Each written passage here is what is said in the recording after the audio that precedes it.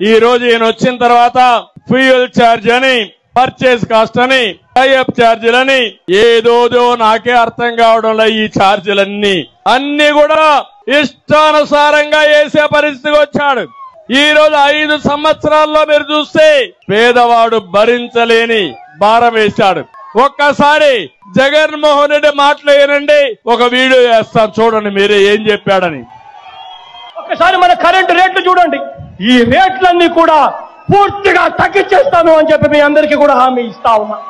200 యూనిట్ల దాకా అంటే మీరు సెల్ ఫోన్ వాడొచ్చు, 2 ఫ్యాన్లు తిరగచ్చు, దాదాపుగా 16 గంటలు 15 గంటలు టీవీ చూడొచ్చు, దాదాపుగా 2-3 లైట్లు ఉండొచ్చు. అంతా కలిపి దాదాపుగా 200 యూనిట్ల వరకు ఇబ్బంది లేకుండా మీరు ఎన్ని చేసినా కూడా 150 యూనిట్లు దాటం. మీకు చెప్తా ఉన్నా, 200 యూనిట్ల వరకు మీకు కరెంటు ఉచితంగా ఇస్తామని చెప్పి మీ అందరికీ కూడా చెప్తా ఉన్నా. మళ్ళా ఒకసారి చూస్తారా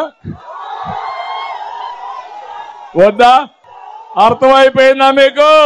200 యూనిట్ల వరకు కరెంట్ ఛార్జీలు ఉచితం. 5 ఏళ్లు అయిపోయింది, ఇంక 82 రోజులే ఉంది. ఇచ్చాడా అని మిమ్మల్ని అడుగుతున్నా. కరెంటు ఛార్జీలు పెంచనన్నాడు పెద్ద మనిషి, 9 సార్లు పెంచాడా లేదా అని మిమ్మల్ని అడుగుతున్నా.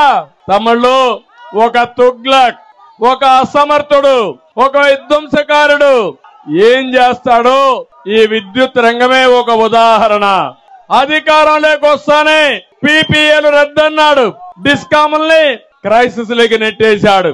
ఇష్టానుసారంగా అప్పుల కోసం రైతుల మోటార్లకు మీటర్లు పెట్టిన అసమర్థ ముఖ్యమంత్రి ఈ జగన్మోహన్ రెడ్డి.